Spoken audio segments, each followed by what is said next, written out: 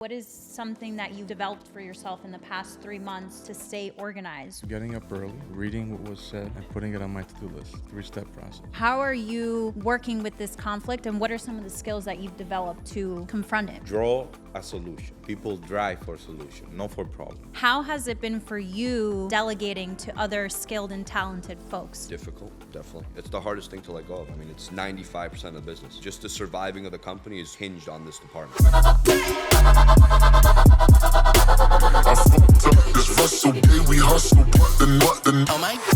Hey everyone, welcome back to Moments in Construction. Today on episode 5, we have folks from our construction team, including Vincent Porta and Alberto Carrasco. Alrighty team, so we're excited to have you today. So both of you joined the team relatively recently. Beto, you joined us in February of last year. Vin, you joined us this year. So I want to start off and kind of introduce yourselves and to the audience, let them know a little bit about your history and how you ended up here. They started on the same day, just 1 year later. Oh, really? Yeah. Oh, I didn't know that. Same exact day, just 1 year. Okay. Go ahead. Oh, bueno, my name is Alberto Carrasco. I came from Dominican Republic in 2020. From there, I was working in the construction field, but more in the electrical part. But when I came here, I started working first in a car wash, then I passed to construction as a siding installer. Then I moved to a small company that we used to do renovation, bathrooms here and there. From there, I have been escalating until right now I'm here. I'm part of this team, and we build houses. Yeah. Nice. Thank you. Quick summary. Seems, Beth, I actually knew a few things about you, including the siding and the electrical. I didn't know that you had even more experience outside of that. So cool to hear. That's new information for me. So thanks, Beto.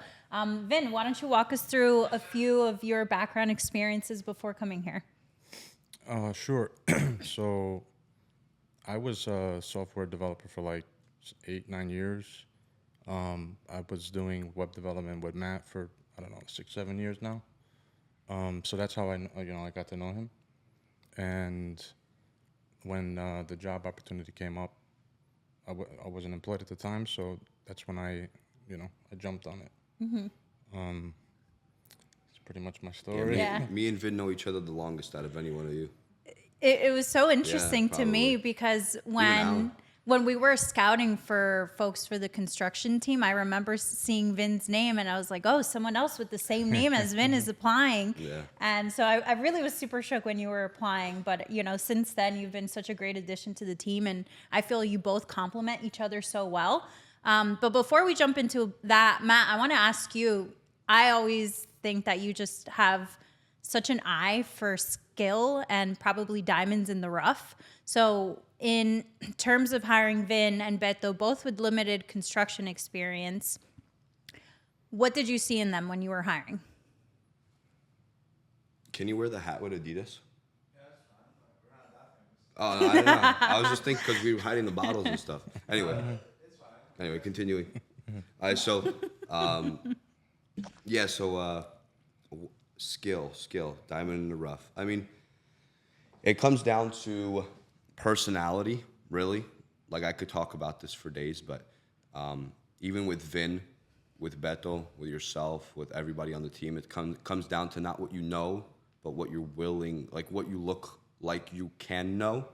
I guess that's the way to say it. Like even with Beto in the beginning, right, just taking back a year and a half to whatever it was now ago. In the beginning, like, I was skeptical about Beto because Beto was very like, again, I'm always like, go, go, go. Like I do 100 things at once. I try to make it as effective as possible, as efficient as possible. And even if 80% of it goes good and 20% doesn't, it's still 80% productive. So when I saw Beto, I'm like, Beto's like a little slower, a little this, a little that. I'm like, fuck it. Whatever, we'll try it. We'll make it work. And then over time, obviously, like the training had to evolve and do differently. Like I feel like my people picking skills and my training skills complement each other. I pick the people personality based, but I also overload them to see what their threshold of breaking point is, and then I taper away, right? So even with Beto in the beginning, I kind of gave him 3 months of training or a month of training, and I just said, here, figure it out. And it becomes very stressful because I want to see how you do under pressure, right? Because in this field, it's pressure every day. Whether it's external that you're putting onto people or whether it's external coming onto you, it's nonstop. But then again, it's slight pivots, right? So after like the 6-month mark, we started to see different things that were working with the training, with different things that weren't. But long story short, it's a characteristic basis. And the same thing kind of applied to Vin. Once I understood who Beto was, I'm like, okay, Beto is this, and he will never be that, nor do I want him to be that, because he's so good at this, that as long as he does this aspect of construction or this aspect of driving the construction site, there's no reason for him to even get any better at the other thing, because there's no reason for that. Let's find someone that complements him, and that's how Vin came around, which was awesome because Vin came from software development, right? So which is the exact opposite of what Beto's not good at, right? So it's like, great, not only that, but it's the first time ever being in construction in general. So it's a fresh set of eyes. I've already known Vin, so I know I could trust him. I know that he knows basically a good chunk about the company without knowing really internally what the company is. And then build out from there. You know, fresh set of eyes. You start from zero and you work your way up. I don't like hiring, nor do I think that hiring old dogs or people that have been in the business before is a good thing, because it's you get different perspectives that maybe clash with the team culture, or maybe that don't jive with the model, or maybe that they see their own way, and because they're so stuck up on their own stubborn way that they don't do it right, or they do it their way, and then they don't collaborate with other people. So it's a personality thing. Right. You look internal, and then hopefully you maximize the external. Absolutely. And I find that a common trend within that as well is you hire more for culture and for capability than you do for experience, or let's say Talent. I look for talent. exactly. So a lot of the people that are on the team, I think, just work with each other really well in terms of their skills and how they complement one another. With that being said, because you both are relatively new to the area and have learned a lot of what you know through this role, how has that learning process been for both of you? What has helped? What hasn't helped? How has it been for you with all this pressure piled up as you're starting within the role? Beto or Vin, either of you can open it up.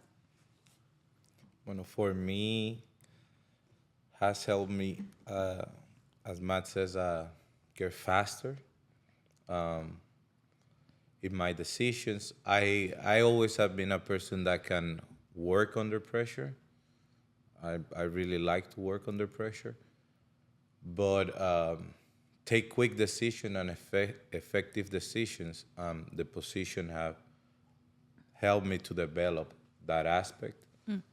My social skill has in this year and a half have increased a lot, because at Master part of my personality, it's talk with the people, understand them, figure out solutions, and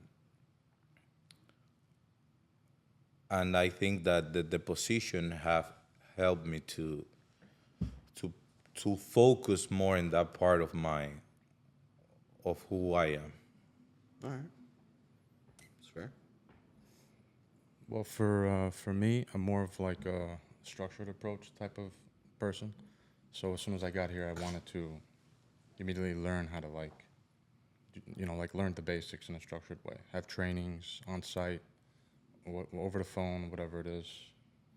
And of course, you learn a lot on the job when you're talking to people and subs, Yeah, absolutely. And it's so nice to see that compliment between Beto, you being so excellent at working with the folks on the team, building every day, and also a huge plus that you speak Spanish and are able to communicate in another language as well, because a lot of the subcontractors that we work with primarily speak Spanish. So it's cool to see you interact, and it's been cool in the past year seeing you develop as a leader. both within your strengths, but also the things outside of that, including, you know, your technical skills and how you've grown that through, let's say, for instance, the course that you're currently completing. Congratulations, by the way. And then Vin, you've only been with us for 3 months, but it's super cool. I remember just like the first few weeks that you were with us, you were like, okay, where's the step-by-step process for this? Where can I find this? What folder is this located in? And that in itself just really displayed what a process-oriented person you are, which is a lot of what we're trying to do now is build out our process within the different departments. So again, it's been cool to see that progression between both of you. So Matt, I want to bring it back to you. Construction is literally your baby, and it's at the core of what we do. How has it been for you weaning off construction within your responsibilities and delegating to other skilled and talented folks? What has that been like for you? Difficult, definitely. It's the hardest thing to let go of. I mean, it's 95% of the business. You're not a home builder without being in construction, right? So the financial state, the morale state, the physical state, just the surviving of the company is literally almost hinged on this department, right? Because if you can't build on time, you can't build on budget, you can't build within a scope of work, you're dead in the water no matter what you do, right? So it's the most difficult part to let go, but now I'm at a point where I could just wake up knowing that I can focus on something else. I don't need to be focusing on construction because I know Beto and Vin have it handled.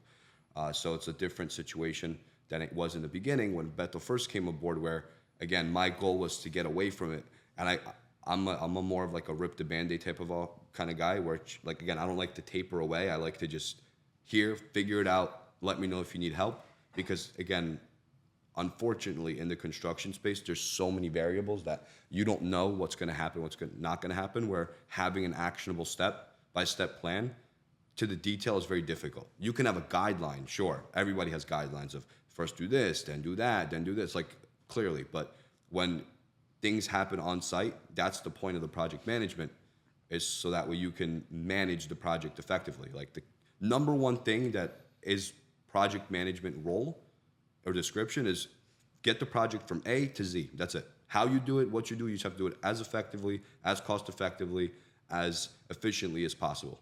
That's it, right? So at the end of the day, it was the hardest part to let go of, for sure.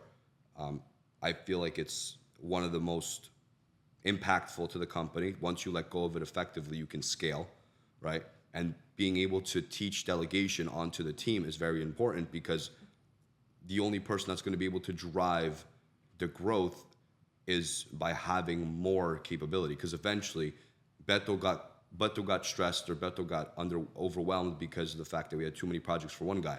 Now we have two people. If we have two Betos, or Vincent and Beto running the same volume, eventually they will have too much. We're going to have to find another guy and another guy and another guy, right? So eventually I want to make it so process oriented and so delegatable, or whatever the word is, where Beto and Vin are able to find that person or train that person effectively to then scale and do more, and then scale and do more, right? So that's kind of how I envision it playing out in my head, and kind of how difficult it was to get to this point, because this happened within a year and a half, right? So for 7 years past or in the prior, like, I was doing everything myself, right? So it's a big step, step. So a lot of factors to take into account too within your roles, Vin and Beto. So Matt mentioned a few things, just the internal expectations that we have for ourselves, such as meeting budget, working efficiently. But then you guys we're also, following code, doing the building inspections, making sure things are built with quality and durability. So a lot of things that are being asked of you within this role. How has it been from the other perspective, learning from Matt, and how have you guys taken on that additional responsibility in order for Matt to step away? How has that been on your end? Well, I've asked Matt, to come on site, do some trainings. That was very helpful. We were actually able to catch a few mistakes, a few times. And then a bunch of ideas that I want to implement, and for quality management, checklists, more checklists, things like that. accountability for the guys. Yeah, sure. I'm a big checklist fan, so just love to hear it. How Beto? about you, Beto? How do you feel? How did I train Yeah, you? tell Good? us how it is. How has it been training with Matt? Spill the tea. The very beginning was rough, as Mag was saying, because I came in a stage of a lot of pressure into the company, but I can see now that those moments build me to get we can say the respect of the contracts, because I was working basically from 6 to 6 every day, calling, texting, like to a point that only for they say, oh, it's Beto again. Only for a matter of that, they do what they have to do. And from that, I have learned, of course, a lot of the process, what's required to get the things done. I'm still in a learning process. We never stop to learn. Of course. When, like Vincent once said, when he came to the company, I thought that I know like many things, and in the training I saw, oh, I didn't know that. I missed this here and there because I were in a lot of stuff. So when you are involved in so much stuff, you don't pay attention to details, like because you are overwhelmed. Yeah. But yeah, when Vincent came and Matt get more involved because Vincent came in this training, I feel that yes, that I have learned new things from the beginning and now in the end, in the middle part of where I'm right now. Yeah, absolutely. Nice. Okay, so it seems like it's been going well. It seems like training is going well. What are some of the immediate goals that you guys have for yourself right now within your roles, construction? I can say that right now our goal is to get faster, to deliver faster. It's been going good. Yeah. It's been really good. Real good. We are trying to hit a goal in dates of completion, and we are working to that. And now that Vincent is with us, we are implementing more quality control, and that's gonna help us to deliver a better product. Absolutely. 100%. So go ahead, Vin. Yeah, I was going to say efficiency. Our goal is 210 days construction builds eventually. And then from there, hopefully 180 days. Yeah. That's the overarching goal here. Yeah, absolutely. 100%. I want to take it back for a second there are a lot of parties outside of Prawdzik involved within this entire process. The buyers, homeowners, subcontractors, professionals, a lot of people working with people. So I want to go back to your point, Beto, on developing a relationship and trust and rapport with the subcontractors. I remember you every morning, 5 a.m., hey, so-and-so, are you at XYZ property? Are you going to get this done? And so over time, I remember you toward the beginning, it was a lot of that follow-up, and it still is. But how did you get to a point where you feel you have, as you mentioned, a more established relationship with subcontractors? What are some of the things you did there to develop that rapport? That was actually awesome. I remember that. I texted him at 2 a.m. He texted him at 5. It's like, did these motherfuckers ever sleep? Right. It was the funniest thing. In that time was... It was great. It was awesome. That time was very intense. It was great. But I can tell, like, on this time, as there's more people involved, and they see that there's less mistake, like every project is better, they trust that you are not causing them problems for the future. So they are more efficient, and if they are more efficient, they get more money in their pockets. So I think they are seeing that every project is better and better and better and better, and that's developed trust. Yeah, that goes for both the homeowner and the contractors Yeah, too. Because the contractors want efficiency in terms of the builder knowing what they're doing, right? And again, it always happens, right? When you're running it and I know what I'm doing and whatever, but then when you bring someone else that the only way to teach him is for him to do, right? And he makes mistakes along the way, they get frustrated because they're like, okay, well, I went from dealing with Matt to dealing with this guy, and this guy doesn't really know everything. So now am I his teacher? I'm gonna have to deal with his mistakes, stuff like that. And there's a other back conversation talking to the main subcontractor saying, hey, listen, like, it's gonna work out, I promise. And like he said, it's getting better every single time that we do a project, right? So they see that we have constant calls, constant communication with them. And on the homeowner side, it's the same thing, right?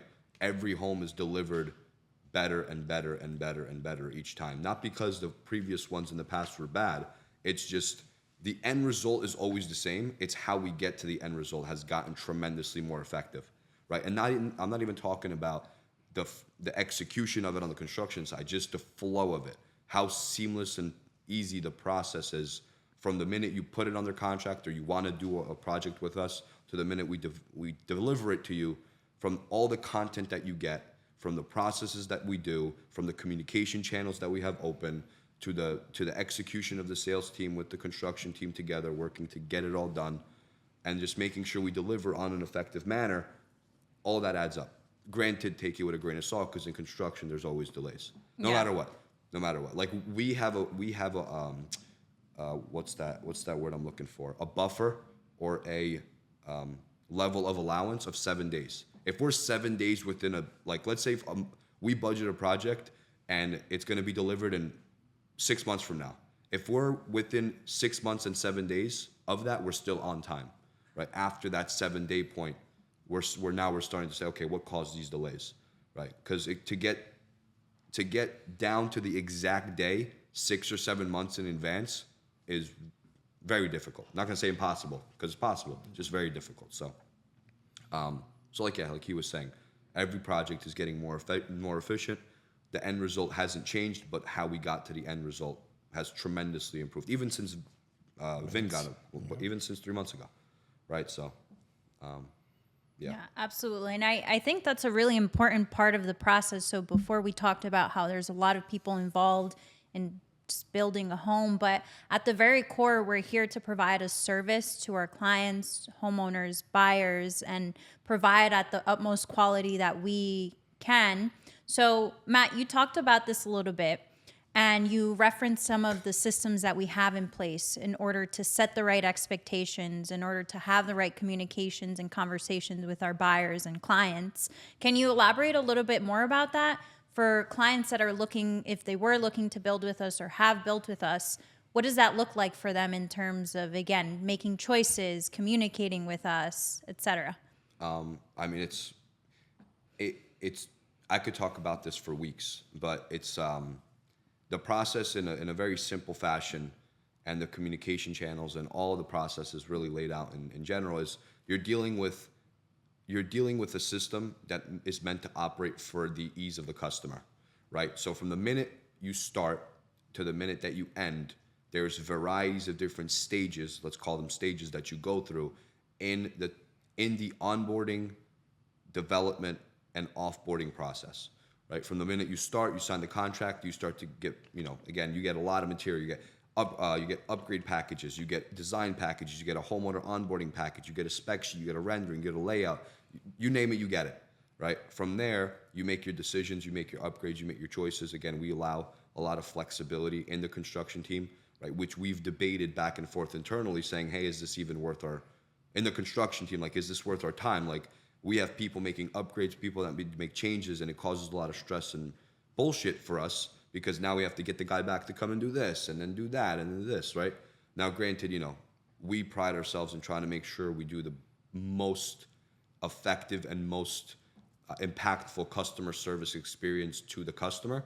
So even if it causes us crap, and even if it doesn't make it amazing for us, we still want the end result to be great for the person that's buying the home, right? So at the end of the day, once you get onboarded during the development process with all the upgrades and changes, you make your choices.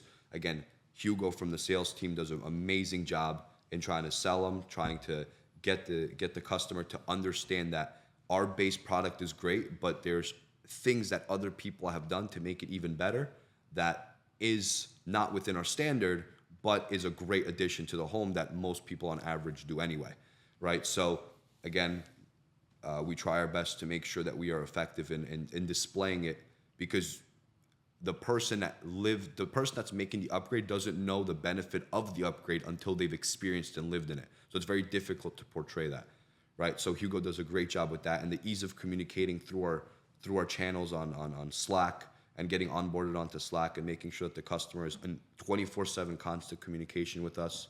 That's amazing, right? That alone is a huge thing that many builders don't do, because many builders are the type that maybe they don't have the means to communicate on a technological basis, right? Or maybe they just don't have the team built out to deal with every single aspect of what we do, right? Because we put so much emphasis in dedicating a person to deal with a specific stage, like I mentioned, of what the construction process is, start to finish.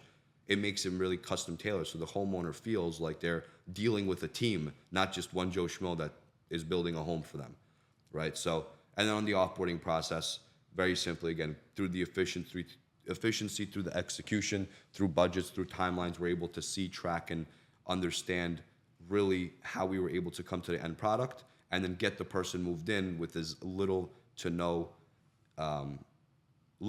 delay as possible in terms of getting the CO, getting the final inspections, getting their warranty, onboarding them onto the warranty process, right, which we pride ourselves in. Again, it's a non-revenue generating thing. It's only costing us money. But back to what I said before, if our goal is to achieve full customer service, then you can't count pennies to miss dollars, right? So we're not looking to penny pinch people and not give them the warranty experience. I mean, listen, we have people that have inquired 70 plus times. We have people that inquired twice, right? We have every variety, right? You just have to accept the fact that some people are going to milk the warranty till the bone, right? And some people will not, right? And that's fine, right? So with our warranty process, we pride ourselves in onboarding onto that, and Tom taking care of the customers and responding to them within 24 hours, typically scheduling everything out with the contractors. It's amazing. Our systems are great. I'm not going to toot our own horn, but I feel like even since January, or even since Beto got hired, I would say 90% of the processes we have now didn't exist, right? So it's come a long way, and it's only going to get better. And the snowball's already rolling down the hill, which is now it needs to get faster, better, more efficient, more impactful. Right. So, so that's a little bit about the whole process of how customers are tying back to us, really. I think that's what you asked. Yes. And So we recently did, my mind goes to a training that we all recently did, and it had an image that really struck me, which was the life cycle of a client in the home building process. And you have the beginning where you start over here and you're euphoric, excited, happy, you want to get all the decisions and discussions and education sessions done, and you have all this energy. Whereas as you progress through the life cycle of a build, your emotions just start to taper down, and you realize there's a lot of pressure and decision making, even on the client end, that you have to that you're held accountable for, at least on our end, because we want to make sure we deliver. We want to make sure that you're making the choices that you need to make in a timely manner, so that it doesn't impact your timeline and when we finish the product.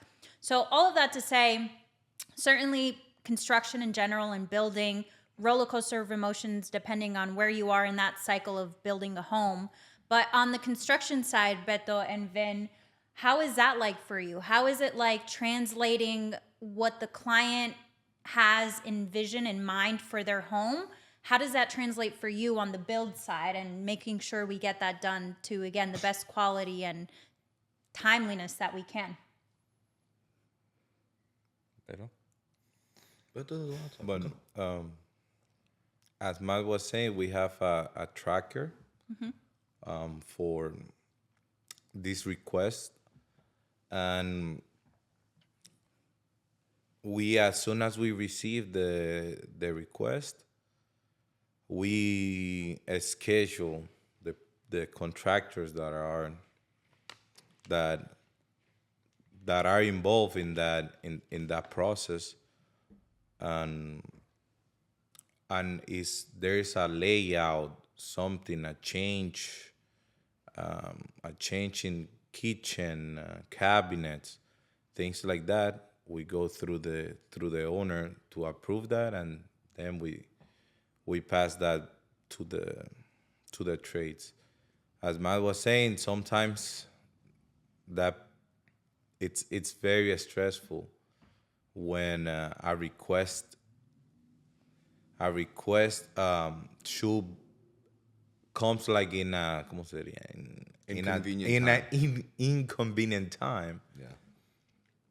But we try to do our best to deliver that, because as Matt has been saying, it's true that here the customer has a lot of impact on what we do, because the houses are very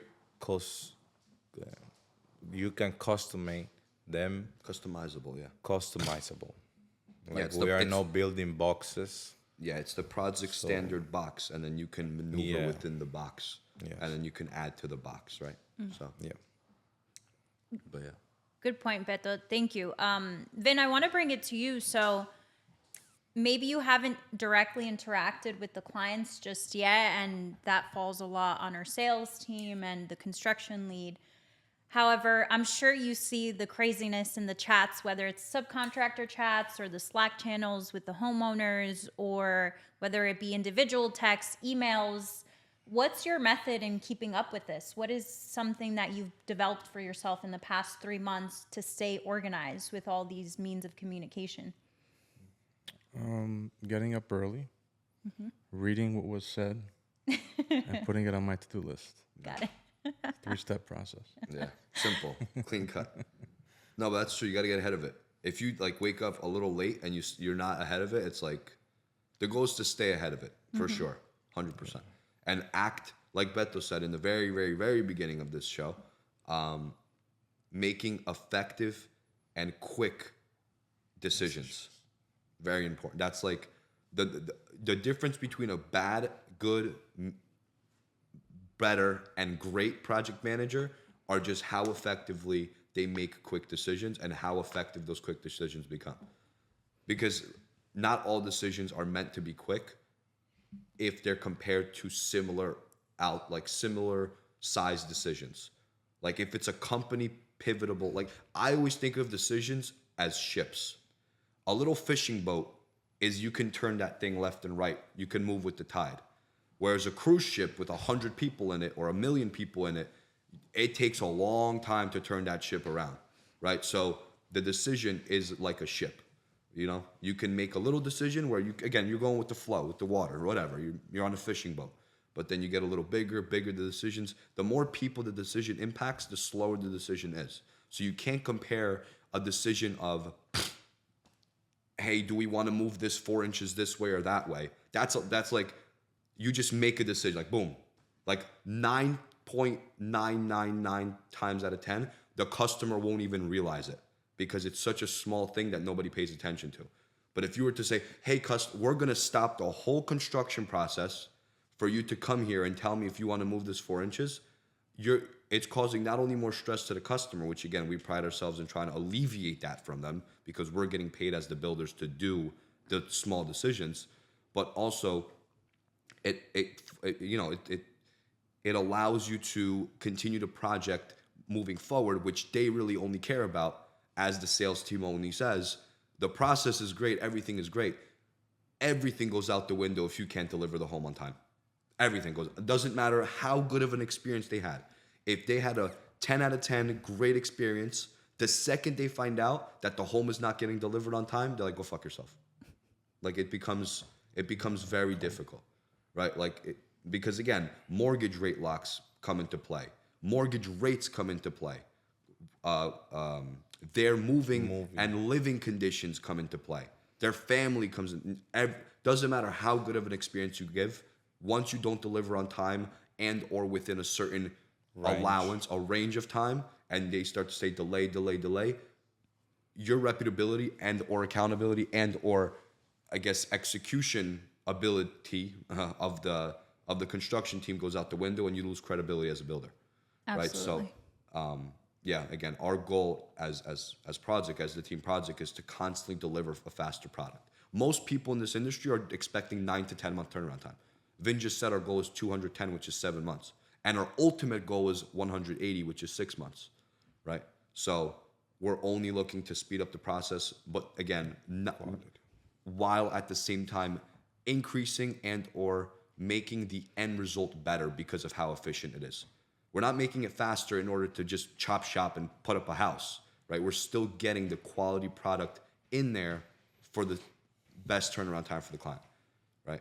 Because think about yourself, right? If you're a homeowner, the builder tells you 9 months, but he delivers in 5.5 to 6.5 months, you're jumping for joy, right? You're like, oh my God, I'm going to live in my house 3 months earlier. Great, right? So anyway, to kind of touch on that a little bit about staying ahead of it.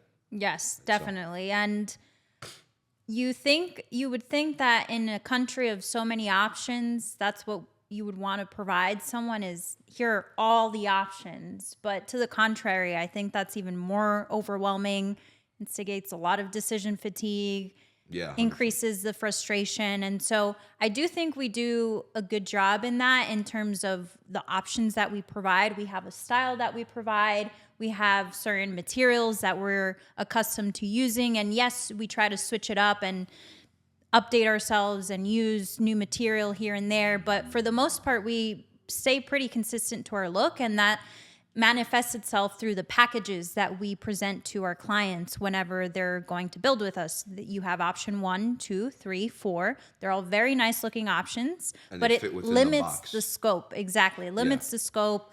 It's less draining this way. And so I agree with you. Do we want to move this vanity the 4 inches? Let's not tread on that decision, and instead let's make a quick decision. And I think if anything, people won't notice, to the benefit that it allows them to focus on the bigger decisions. Exactly, that's the point, yes. Exactly. So then with that, on the construction side, you guys are, as Matt put it before, buffering and protecting the client from a lot of the stress and conflict that comes from precision decision making and making sure things come out to the best quality that we can build. So how do you guys thrive within this conflict? How do you manage conflict, whether it be with the subcontractors, with, let's say, delayed materials, suppliers? What is at the core? How are you working with this conflict, and what are some of the skills that you've developed to confront it? When conflicts are conflicts, it's gonna be hard. The first thing that I tried when I detect a situation is draw a solution, because I have learned that people drive for solution, not for problem. Oh yeah. So when I present a problem, I have a solution already, and that take a lot of stress to the whoever, of the client or the contractor, you say. Takes off a lot of stress.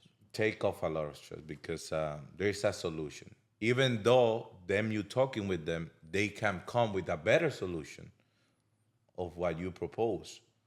But at least they see that, okay, he's trying to solve the problem. So that's how I handle changes. And then I start looking in like, okay, this situation delayed me certain time. When or doing what I can catch up with that time.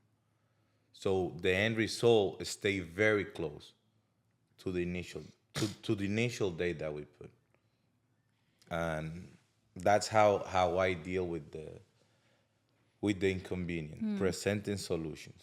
Absolutely. First. I love that. And that's just the mindset that you've set for yourself. And I think one of the key things that has distinguished you within the team and allowed you to grow from one tier to the next. Congratulations again on your promotion. But that's something that I've noticed is a quality within you is you try to troubleshoot and address the problem and propose solutions before even bringing it to Matt. So I remember toward the beginning, of course, because, everyone is so green, at some point you have to ask the question so that you are doing it correctly and within the bounds of what our process is. But at the same time, to what extent am I creating a problem, or just with my attitude alone, coming to someone else and saying, hey, we have a problem, that in itself is defeat. When you've gotten to the point where you don't think there's a solution, everything has a solution. And that's something that Matt preaches all the time. Everything has a solution. And I think a common theme that I've noticed with both of you is that you thrive with problems, and not problems specifically, but solutions for those problems. And I forget who said it. I think I can't remember, some influencer, they say they eat problems for breakfast. You guys legit eat problems for breakfast. Like, there's always something going on at one of the construction sites. I wouldn't wake up if there was no problems. I need problems, baby. Give me more. Yeah. So with that being said, I want to bring it back. You both are somewhat familiar with construction and how high intensity, high pressure it is. What attracted you to the field to begin with? Why construction? Well, I felt like I needed a change in my career because I would be in front of the computer all day, sitting down. And I just knew that I didn't want to do it for that much longer. And when Matt offered the job, I applied for it. Yeah. So. I didn't offer it. He asked me. Yeah, I asked He asked me. I said, "Do you know anybody?" He's like, so he started asking me questions. He's like, yeah, I know somebody. He offered me. Okay. What was it exactly about the Prawdzik team? I mean, you've worked with us for at least 6-7 years. What exactly about either the team or the role appealed to you outside of, being boots on the ground? I've worked with Matt here and there, for 6 years. Every month or so, we're in conversation. So I know who he is. I know how he works. I know to expect text messages at 10 o'clock at night, things like that. Or if it's Ep.5 in the morning. And I want to be a part of this company because I feel like it's a fast growth company and the people here are pretty young. I feel like I fit in here a bit. Yeah. All right. And now that you are on the team, has anything maybe taken you by surprise or given you a different perspective from when you first started? It's a new experience, so there's going to be surprises. Nothing really comes to mind. Just learning the processes, learning how people work here. How things go, and little by little adapt. Yeah. Not even talking about industry. It's just you go from blue collar or white collar to blue collar. It's like it's a completely different game. Completely different. You're talking about comparing a guy that boots on the ground dealing with people to a guy that sits at a computer. I mean, it's different. It's a huge change. That's was one of the biggest things that we always say. We're like, does Vin really know what he's getting himself into? Yeah. Everybody said that. Everybody. Can't tell you one person on the team that didn't. Right. But that's again it's new. It's good though because if you're willing to do it, it's such a big change that it's like, oh shit, this actually could be cool. It's a fresh, not even a green set of eyes to the company or to the industry. It's just a complete fresh set of eyes to just the whole dynamic of working, right? Different perspective on how to work. Got to wake up earlier. Got to do this early. Got to stay ahead of it. Got to make decisions all the time, right? Different things. So, but what drive you to construction, or what drive you to this industry, I guess, or company or whatever? From when I was in the art, I went to a technical high school, so I always has been in the construction, or in the art. Things are different than here, but but I was always was involved in the area. So when I came here, I say, the United States. Here's where you can build the most, and it's a very different procedure. No pun intended. Yes, so that was always in my mind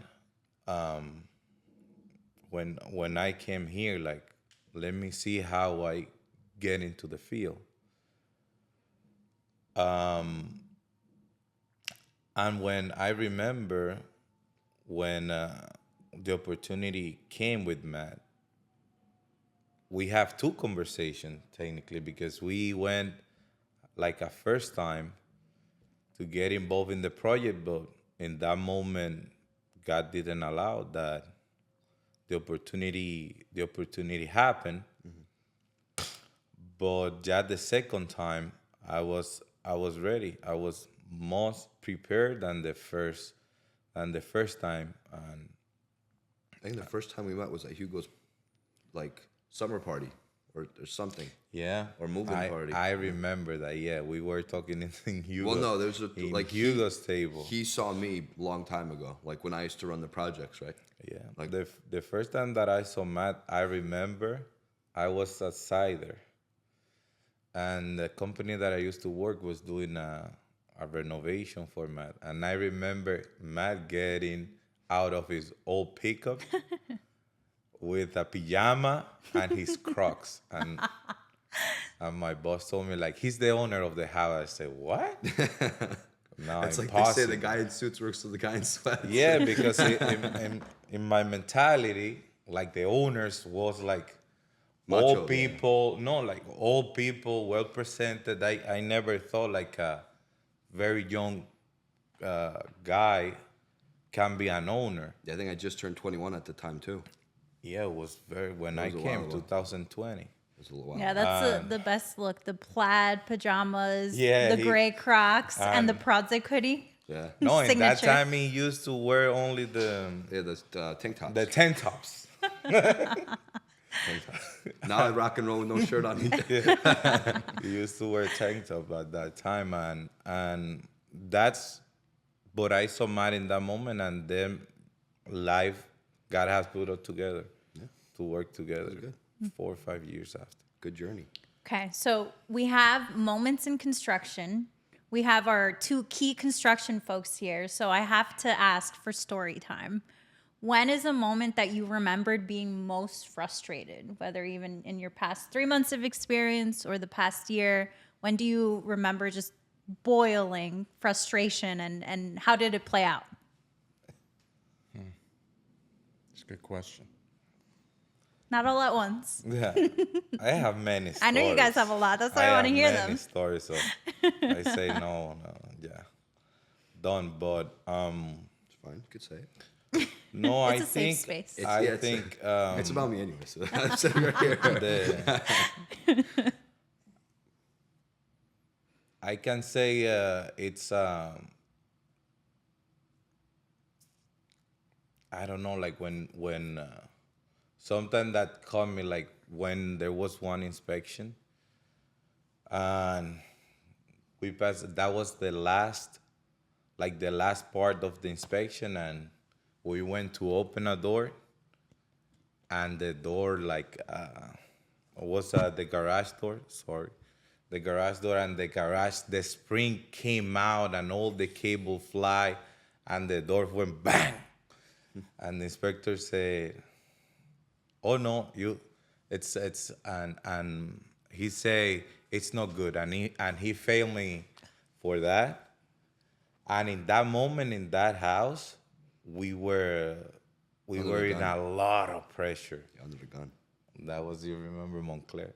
We were in a lot of pressure with that house, and in that moment, I got very frustrated because I said, like, oh my God, a very hard project, and you see in the last step, like, probably nobody asked to open that, to do what he requested, but he requested, and if it failed. And that in that moment, I feel a lot of frustration. That's one of them. Or for example, many times like recently, we have a framing inspection, and the things that came from that inspection, I felt that was very, no sé cómo decirlo, was very, he went too technical, we can say, and I felt that he was doing like something to slow me down in my project, instead of realistically speaking, like continue. So that's another story that I feel really frustrated in those moments. Yeah, absolutely. I can definitely see. And of course, of all the things that couldn't work that day, the garage door, and that's the first thing that they say. Yeah, that sucks. Yeah. But you learn from it. What was your learning from that one? No, that I have to, like the day before, I have to test everything, make sure that, don't assume that something is, Yeah. it works. And like he said, we were under the gun anyway. So it's like we had everything so planned to day Yeah. that it was like, Yeah. even if you wanted to test it, you probably couldn't because there was no time. And that inspector always came like first thing in the morning, right? Yeah. Sometimes, so, but yeah, how about you, Vin? Most frustrating time? Adding to Beto's point with the inspections, feeling like you're prepared for it, and then you fail for some arbitrary reason that he just pulls out of a hat. Yeah. Things like that. And most recently, like having deliveries made to the house, having to go back and forth to the store, no matter how many times you try to clarify with them. It's like, listen, lady, I told you this. Vin has a vendetta out. Thank fucking God I'm not in construction anymore. Vindictive Vin. But yeah, 100%. Okay. So with that, we mentioned before that Beto recently got a promotion. Congratulations, Beto. Again, well deserved. But we have a little something for you, something sweet. And We got you a cake, Beto. yeah. Oh, It's cute. I don't know how to open it. Where's it from? Mills? It's fine. What is it? It's a chocolate cake. You like chocolate? Epa. Chocolate Yeah. mousse, actually. And it says, Oh, yeah. congratulations, Beto, and then it has a logo. I love that. Are you Congrats, showing the camera? Are Beto. you showing the camera? Yeah. That's so cute. Wait, I got to show it to Yeah, show the camera. Yeah. To the camera. Can you see it? How can I show this? Tilt it. I Yeah. think you It's- Maybe you can open the side. It has the Prawdzik logo and everything. Oh, really? Nice. Yeah. Wow. I mean, it's bootleg, but It's better than nothing. She did her best. Yeah. She or he did her best. Love it. Congrats, Beto. I'll take a picture of it and I'll pop it in the screen. Okay. All right, everyone. Thanks again for joining us in episode 5 of Moments in Construction. Don't forget to give us a like and a subscribe. It goes a long way for us. And we can't wait to see you next time. Take care.